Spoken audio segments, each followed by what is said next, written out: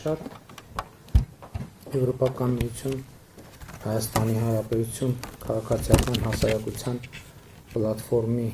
հարգելի ներկայացուցիչներ, Հայաստանի Հանրապետության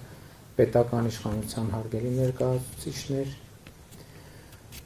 Հայաստանում հավատարմագրված հարգելի դիվանագետներ, քաղաքացիական հասարակության հարգելի ներկայացուցիչներ, հարգելի ներկաներ, ողջունում եմ Եվրամիության Հայաստանի Հանրապետության քաղաքացիական հասարակության պլատֆորմի 8-րդ հանդիպումը եւ ուզում եմ ասել, որ մենք շատ բարձր ենք գնահատում Հայաստանի Հանրապետությունում քաղաքացիական հասարակության գործունեությունը եւ իհարկե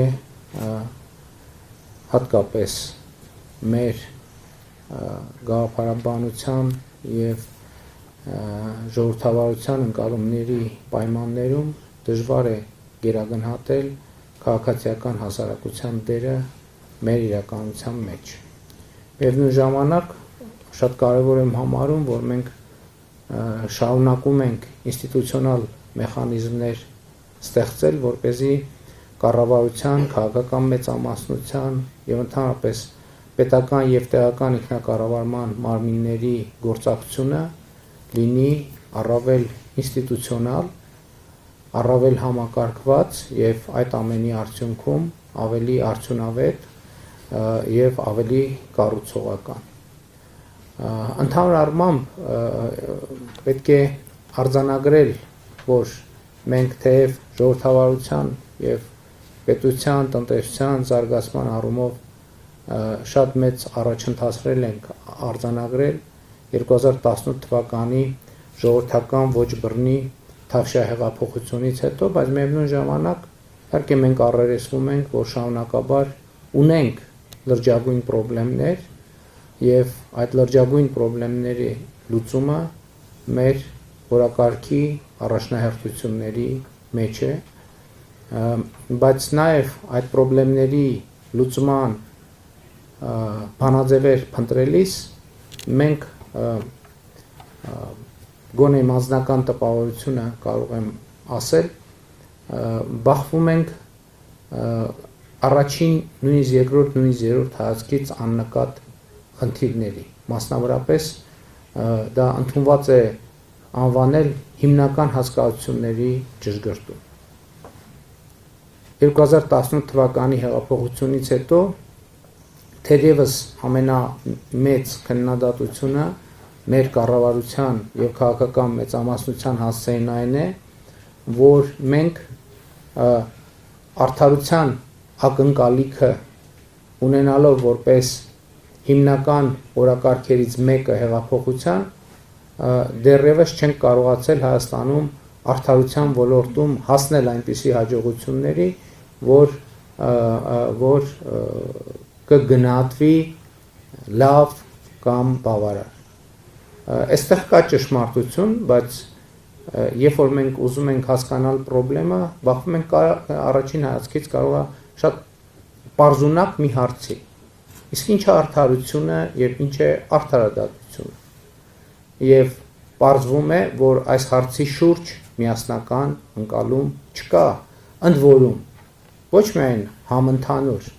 այլ նաեւ որոշակի գաղափարաբանական եւ դիտանկյունային էական տարբերություններ կան ընդհանուր մասնագիտական խմբերի մեջ։ Օրինակ իրավաբանները արդարությունը մի բան են համարում, քաղաքական գործիչները մեկ այլ բան, տնտեսվարողները երրորդ բանը, քաղաքացիները չորրորդ բանը, ընդհանրապես արդարադատության հետ առնչվող կողմերը երկուսն են եւ սովորաբար մեկը պարտվում է,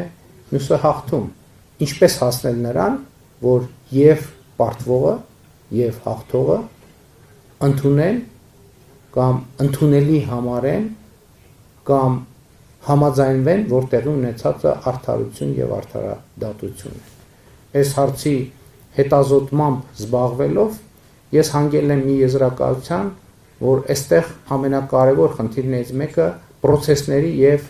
ինստիտուտների օրգանիկությունն է իշխանության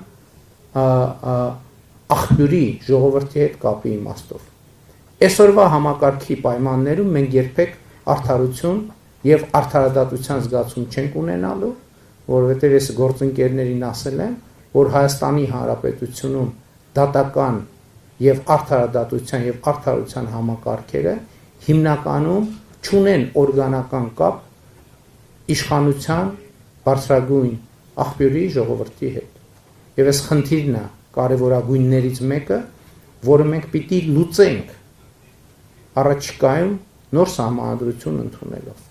որովհետև Հայաստանում արդարադատությունը եւ արդարությունը կառավարվում է մեծ մասամբ այնպիսի ինստիտուտների կողմից, որոնք կղզիացած են, մեկուսացած են, իրենք չունեն օրգանական կապ ժողովրդի առաջ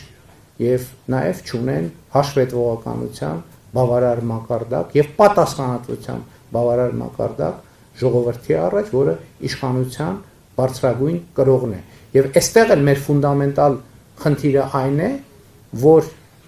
որ այն հենասյուներից մեկը, որը ապահովում է, պիտի լինի չափանիշ արդարության եւ արդարադատության, որովհետեւ հարցի հետևից գնալիս ես ինքս ինձ համար հետևյալ եզրակացությունն եմ արել, որ արդարությունը եւ արդարադատությունը համապատասխանությունն է սահմանադրությանը եւ օրենքներին։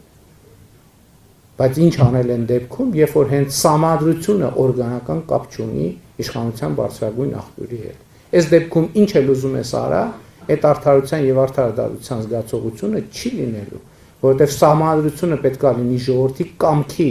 ազատ կամքի արտահայտում, իսկ մենք պետք է խոստովանենք, որ մենք այդպիսի սահմանադրություն չունենք եւ ցավոք երբեք չենք ունեցել, իսկ երբ որ այդ կամքի, այսինքն աղբյուրը, որտեղից դե յուրե բխում է արդարությունը եւ արդարադատությունը, խզում ունի ժողովրդի հետ, այդ մեխանիզմի գործարկումը երբեք չի կարող ընկալվել ժողովրդի կողմից որպես արդարություն եւ արդարադատություն։ Եվ ես ուզում եմ ասել, որ ես չեմ ասում որպես Հայաստանի Հանրապետության վարչապետ, ես ասում եմ որպես Հայաստանի Հանրապետության քաղաքացի, որտեղ ես ինքս էլ չունեմ Հայաստանի Հանրապետությունում արդարության եւ արդարադատության զգացում ինստիտուցիոնալ առումով, եւ սա ֆունդամենտալ խնդրեմ է, որը մենք պետք է լուծենք։ Եվ այս առումով իհարկե մեզ համար համագործակցությունը եվրոպական կառույցների եւ նաեւ վերջերս մարդու իրավունքների եվրոպական դատարանում իմ ունեցած հանդիպման ժամանակ ես սրան անդրադարձա, որ մեր խնդիրը չէ մեր սխալները քողարկել եւ փորձել ցույց տալ, որ ամեն ինչ լավ է եւ ամեն ինչ կատարյալ է։ Ընդհակառակը եվրոպական եւ միջազգային մի շարք ինստիտուտների հետ մեր համագործակցության առանցքային նպատակն է, որ մենք ունենանք որոշակի մեխանիզմներ հնարավոր թույլ տրված սխալները ուղղելու, որովհետեւ եթե մենք առաջնորդվենք այն կանխավարկածով, որ մենք պիտի հասնենք նենց վիճակի, որ մենք չսխալվենք, դա ճիշտ չի, որովհետև այսօր եւ երեք եւ վաղը սխալվում են բոլորը, այդ թվում ամենայն հարգանքով եվրոպական ինստիտուտները Հայաստան, բոլորը, մարդը, ընդհանրապես մարդը սխալական է։ Եվ հետեւաբար մենք չպետք է խնդիր դնենք, որ մենք պետք է չսխալվենք, որովհետև երբ որ մենք այդ խնդիրը դնում ենք, մենք առաջ շարժվելու մեր ճանապարհները փակում ենք։ Եվ այս է մեր ընկալումը, մենք պետք է աշխատենք չսխալվել, մենք պետք է ամեն ինչ անենք, որ չսխալվենք, մենք պետք է շարունակաբար սովորելով, կրթվելով, հասկանալով, ճանաչելով, ինքներս մեզ առաջին հերթին ամեն ինչ անենք, որ չսխալվենք։ Բայց մենք պետք է հասկանանք, որ միևնույնն է սխալվելու ենք։ Այլ բան, որ մենք պետք է ամեն ինչ անենք, որ սխալները լինեն հնարավորինս թեթև եւ լինեն այդ սխալները ուղղելու մեխանիզմներ եւ այս ընկալումն է մեզ համար գործելակարգը։ Եվ վերջին բանը, որ ուզում եմ ասել, տեսեք, իմ ականջուղագի ծագեց հետեւյալ արտահայտությունը, որ կառավարության շատ ինստիտուտներ դեռևս սրերով են ընդունում առաջարկները, սվիններ, սուր, հրացան, ատրճանակ։ Գիտեք, ես հասկանում եմ, բայց այդ շեշտադրումը, բայց կներեք, ես համաձայն չեմ, որ կառավարությունը կամազուրկ ամորֆ մի մարմին է, որը ինչ քաղաքացիական հասարակությունը ասեց, հլու պետքա կատարի։ Եկեք ուրեմն դերերով փոխվենք, եկեք դուք կառավարեք, մենք էլ գանք առաջարկներ ներկայացնենք, բայց ես չեմ էլ ասում, որ կառավարությունը պետք է ամեն ինչ մերժի։ Իմ ասածն է, որ պետք է տեղի ունենա բանավեճ, որովհետև այն ինչ ընդունվում է առանց բանավեճի, ի սկզբանե սխալ է։ Այսինքն այն ինչ ընդունվում է առանց բանավեճի, ուրեմն ինքը անարժեք ինչ-որ մի բան է։ Այնտեղ որտեղ չկա բանավեճ, նույնիսկ ամենափայլուն գաղափարը ինքը պետք է անցնի բանավեճի միջով, որպեսզի ինքը ստանա գործնական գերազանցություն։ Ուրիշ տարբերակ չկա։ Ես ուզում եմ ասել, որ կառավարությունը շարունակելու է սվիններով ընդունել եւ քաղաքացիական հասարակության հետ բանավեճով այդ սվինները պետքա իջնեն, պետքա խոնարհվեն։ Դրա մասին է խոսքը, որովհետեւ այո, պետությունը պետքա նաեւ ինքը պետությունը շատ բարդ համակարգ է։ Պետությունը պետքա նաեւ ինքնաիմունային համակարգեր ունենա, որովհետեւ պատկերավոր ասած, այսօր ամենա կներեք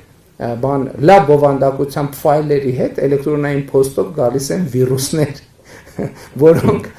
համակարգեր են շարքից դուրս բերում։ Դրա համար պետք է այո ամեն ինչը ստուգվի, վերստուգվի, նայվի, վերանայվի, որովհետև շատ կարևոր է նաև պետության ինքնությունը, պետության ինքնիշխանությունը, պետության անվտանգությունը ապահովել, միևնույն ժամանակ խորացնելով այն ռազմավարությունները, որ մենք ընդունել ենք, այդ թվում Եվրամիության հետ համագործակցության տրամաբանության մեջ եւ համապարփակ եւ ընդլայնված գործընկերության համաձայնագիրը մեզ համար աշխատանքային օրակարգ է, բայց պետք է նաեւ ընդունել, որ այդ աշխատանքային օրակարգը ընդլայնվել է Հայաստանի եւ Եվրոպական միության միջև վերջին տարիներին հարաբերությունների աննախադեպ զարգացումով։ Եվ մենք շարունակելու ենք այս ճանապարհը, վստահ շարունակելու ենք այս ճանապարհը, այո, մենք ընդունել ենք օրենք Հայաստանի Հանրապետության Եվրոպական միությանը անդամագրվելու գործընթաց սկսելու մասին, բայց մեր ռազմավարությունը նաև այն է, որ այս process-ի մեջ մենք չենք պատրաստվում շանտաժի գործիքներ կիրառել, այդ թվում Եվրոպական միության նկատմամբ, որ մենք այ օրենք ընդունել ենք, դե հիմա մյուս ամիս մեզ ընդունել Եվրամիություն, ոչ ամենևին։ Մեզ պետք է որ այս process-ի շուրջ լինի զրո նյարդ։ Եվ դա մեզ համար հնարավորություն է իրապես համապատասխանել որպես երկիր բարեփոխումների գործընթաց շարունակել այնպես, որ մենք իսկապես համապատասխանենք Եվրոպական միության չափանիշներին։ Այս կետում, երբ որ մենք լինենք օբյեկտիվորեն այս կետում, Եվրամիության անդամ դառնալ չդառնալը քաղաքական որոշման հարց է։ Եվրամիությունը կարող է որոշել չընդլայնվել կամ որոշել ընդլայնվել որոշակի տրամաբանությամբ։ Եվ մենք որևէ մեկի կամքին քաղաքական չենք կարող բռնանալ։ Եթե Եվրոպական միությունը որոշի, որ մենք մեզ ընդունել Եվրոպական միության լիիրավ անդամ որպես, շատ լավ։ Եթե կորոշի չընդունել, մենք էլի շահած դուրս կգանք, որովհետև կլինենք ժամանակակից լավագույն ստանդարտներին համապատասխանող երկիր։ Մեր խնդիրն է, մեր նպատակն է, մեր ռազմավարությունն է լավագույն ստանդարտներին համապատասխանող երկիր լինել, եւ մենք հասկանում ենք, որ այսօր հեռու ենք այդ կետից, բայց մենք գիտենք, որ ունենք անհրաժեշտ քաղաքական կամք, ռազմավարություն, տեսլական, թե ինչպես շարժվել այդ ուղղությամբ եւ ինչպես հասնել այդ կետին, եւ իհարկե Եվրոպական միություն Հայաստան քաղաքասարակության պլատֆորմի գործունեությունը այս իմաստով շատ կարևոր է, ես ինչպես ասացի, բարձր եմ գնահատում ընդհանրապես քաղաքացիական հասարակության գործունեությունը եւ մենք